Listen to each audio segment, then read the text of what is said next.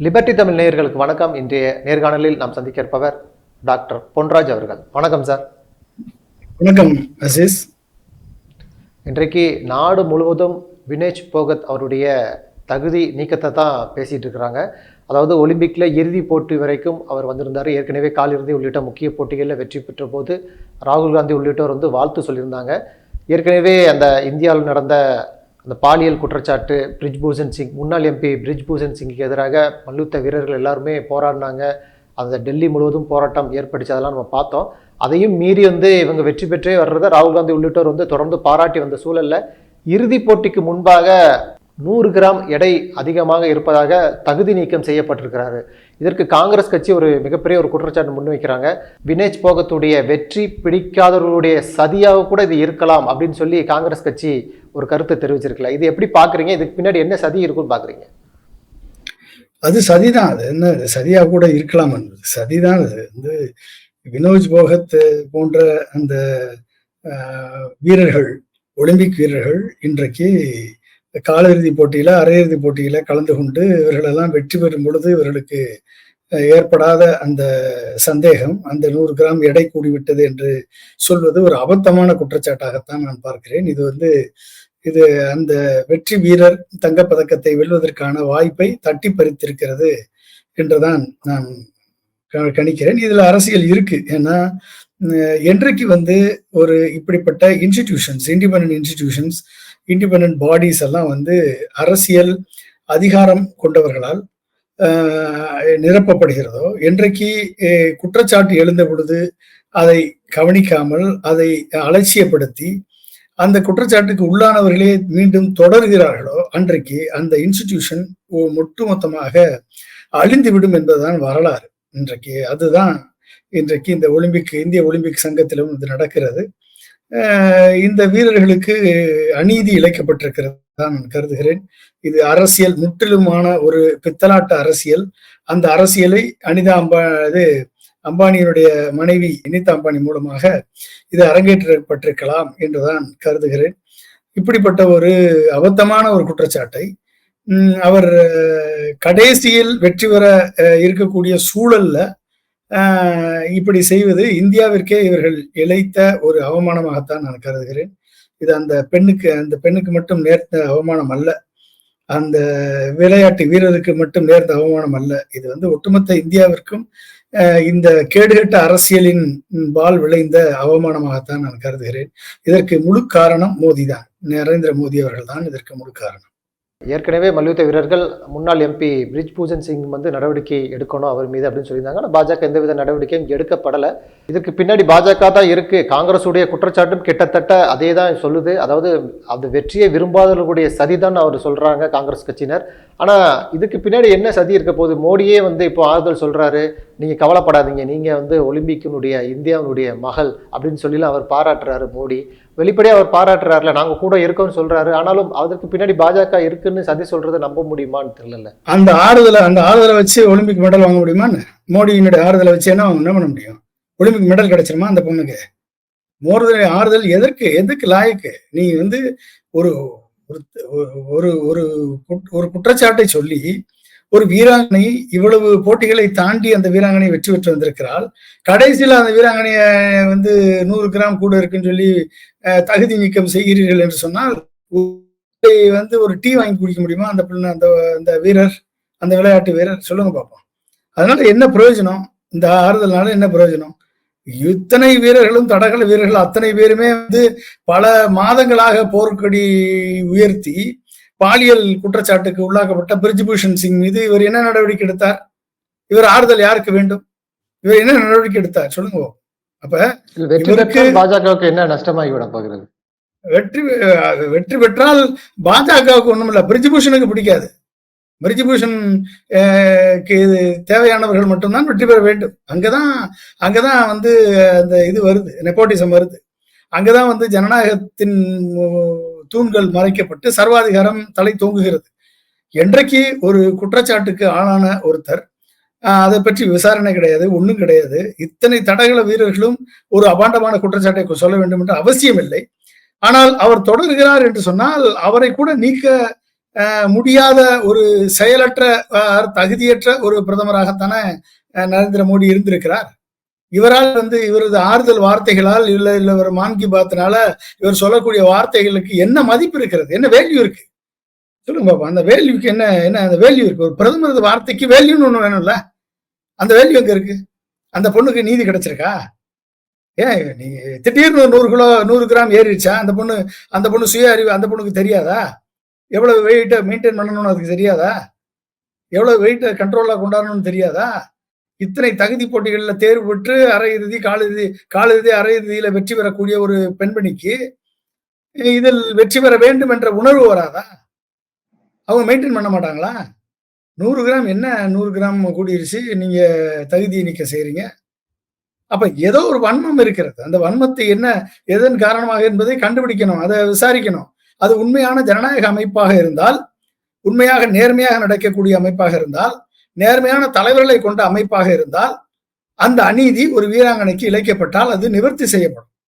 வெறும் வார்த்தையால என்ன பிரயோஜனம்? இந்த வார்த்தையினால அந்த வார்த்தையை வச்சு என்ன பண்றது? அந்த வார்த்தை உப்புக்கு உதவாத வார்த்தையை வைத்து என்ன பண்ணுவது? அதனால இது பலனற்ற சொற்கள். அது பாறையில் விதைத்த விதையாகத்தான் போய் முடியுமே ஒழிய அதில் நல்ல பலன் கொடுக்காது, கனி கொடுக்காது. பிரதமரது வார்த்தை பலனற்ற பாறையில் விதைக்கப்பட்ட விதையாகத்தான் மாறும். வினோஜ் போகத்துடைய தகுதி நீக்கத்துக்கு இந்திய ஒலிம்பிக் சங்கம் தான் காரணம் அப்படின்னு சமூக வலைதளங்களில் பேசுறதை நம்ம பார்க்குறோம். ஏன்னா அந்த ஒரு வீராங்கனையுடைய உடல் எடையை அடிக்கடி பரிசோதனை பண்ணுறது உள்ளிட்ட செக்கப் அவங்க தான் பண்ணணும். அவங்க தவறிழைத்து விட்டாங்க. இதுக்கு பின்னாடி ஒரு சதி இருக்குன்னு சமூக வலைதளங்கள் பேசுறாங்களே. இந்திய ஒலிம்பிக் சங்கம் ஏன் இப்படி பண்ணணும்னு நீங்க நினைக்கிறீங்க? அதாங்க ஒன்ஸ் நீங்க ஒரு ஒலிம்பிக் சங்கத்தை நீங்க ஒரு பொலிட்டிசைஸ் பண்ணிட்டீங்க அப்படின்னாலே அந்த விருப்புகளுக்கு ஆளாக வேண்டிய சூழல் ஏற்படும். அப்ப இது நீதா அம்பானியா இருக்கட்டும் அல்லது பிரிஜ்பூஷன் சிங்கா இருக்கட்டும், இது பொலிட்டிசைஸ் பண்ணி இது ஒரு பிசினஸா மாத்தின பிறகு நீங்க எப்படி ஒலிம்பிக்ல தகுதியான வீரர்களை நீங்க வளர்த்தெடுப்பீங்க, தகுதியான வீரர்களை தயார்படுத்த முடியும். அப்ப அங்க நீங்க பயாஸ்ட் அப்ரோச் கடைபிடிக்கும் பொழுது அவர்களது கடமையில் தவறுகிறார்கள் என்பதை எப்படி நிரூபிப்பது?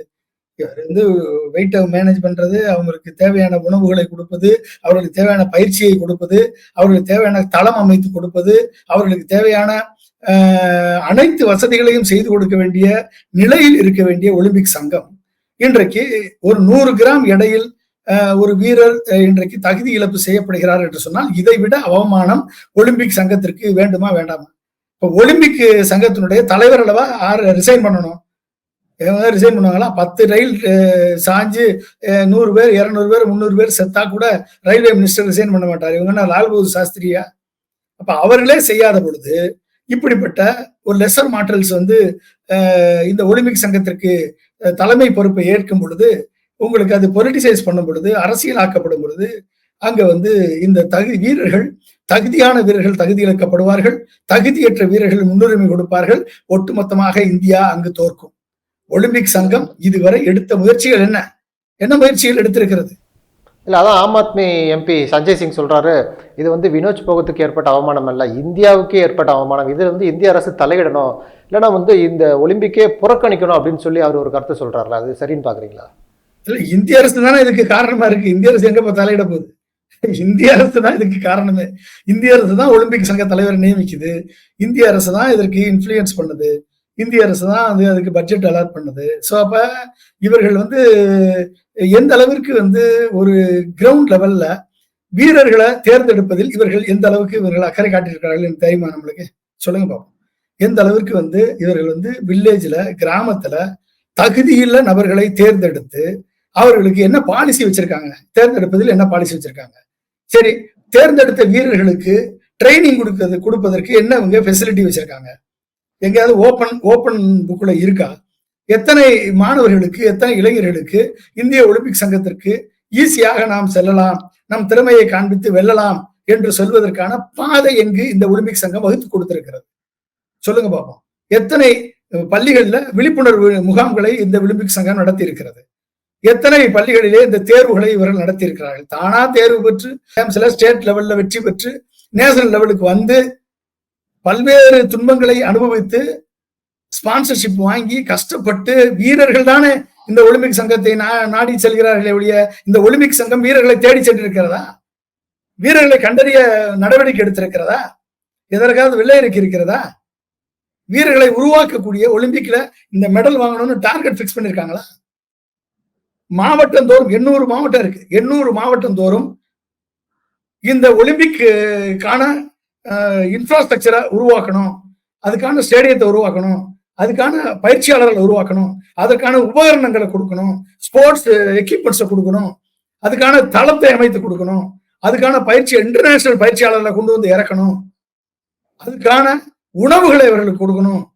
இந்த ஒலிம்பிக்ல ஈடுபடக்கூடிய வீரர்களுக்கு கல்வி பின்னால தொலைதூர கல்வி மூலமாக அவர்களை தகுதிப்படுத்தணும், அவர்களுக்கு என்ற ஒரு ஊதியத்தை கொடுக்க வேண்டும். இதெல்லாம் வரமுறைப்படுத்தி இருக்கிறதா அந்த ஒலிம்பிக் சங்கம்? என்ன பண்ணிருக்கு? அப்ப இந்த நிலை ஏற்படாத வரை, இந்த நிலையில என்றைக்கு அரசியல் புகுகிறதோ, என்றைக்கு பணக்காரர்களும், என்றைக்கு பதவியில் இருக்கக்கூடிய பாலியல் எண்ணம் கொண்ட நபர்களும் பதவிக்கு வருகிறார்களோ, அன்றைக்கு இந்தியா ஒலிம்பிக்கில் எப்படி மெடல் வாங்கும்? இதற்கு காரணமானவர் யாரு? நடவடிக்கை எடுக்க வேண்டியவர் யாரு? பிரதமர் தானே இதற்கு நடவடிக்கை எடுக்கணும்.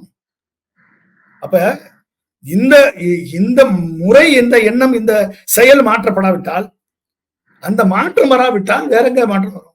வெறும் நீங்க சொன்ன மாதிரி ஆறுதல் சொல்லிக்கிட்டு இருக்க வேண்டியதான், ஆறுதல் சொல்ல வேண்டியதான், நல்லா நடக்கும், கவலைப்படாதீங்க, இதுல என்ன பரவாயில்ல, அடுத்து வரணும். இதெல்லாம் யார் சொல்லலாம்? ஒரு மோட்டிவேஷன் ஸ்பீக்கர் சொல்லலாம், ஓகே, அப்பா அம்மா சொல்லலாம், டீச்சர் சொல்லலாம், ஒரு பிரதமர் சொல்லலாமா?